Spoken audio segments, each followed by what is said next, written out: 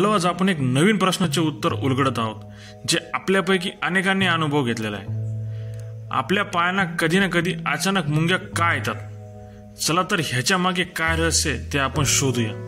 पाय हलवण्याची आणि पायाच्या पुढे टॅप करण्याची इच्छा फार होते, पण ही खळबळ नेमकी कशामुळे होते आणि ती सर्वात गैरसोयीच्या वेळी का होते असे तुम्हाला का वाटते?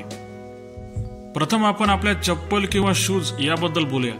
घट्ट किंवा अस्वस्थ शूज आपण परिधान केल्याने पायातील रक्तप्रवाह प्रतिबंधित होऊ शकतो, ज्यामुळे आपल्याला जास्त अस्वस्थता होते आणि पाय हलवण्याची तीव्र इच्छा निर्माण होते। रक्तप्रवाह प्रतिबंधित असतो तेव्हा शरीर रक्ताभिसरण सुधारण्यासाठी, अस्वस्थता दूर करण्यासाठी तसेच पायाच्या हालचालीसाठी सुद्धा सिग्नल मिळते।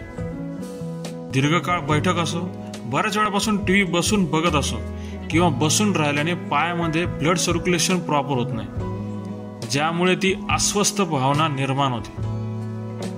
आपले शरीर हालचाल करण्यासाठी डिझाइन केलेले आहे आणि जेव्हा आपण खूप वेळ स्थिर असतो तेव्हा ते आपल्या रक्ताभिसरण प्रणालीला ब्रेक लावल्यासारखे आहे।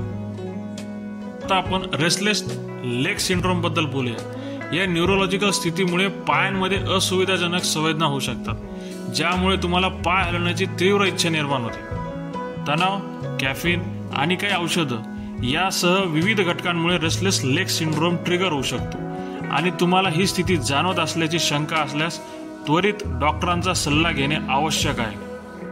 मग त्या चिडलेल्या पायांना शांत करण्यासाठी उपाय आहे तरी काय? या अस्वस्थ संवेदनांना शांत करण्यात मदत करण्यासाठी नियमित हालचाली, पुरेशी विश्रांती, खोल श्वास घेणे आणि आरामदायक पादत्राणे वापरणे या सर्व गोष्टींना अंमलात आणणे महत्त्वाचे आहे।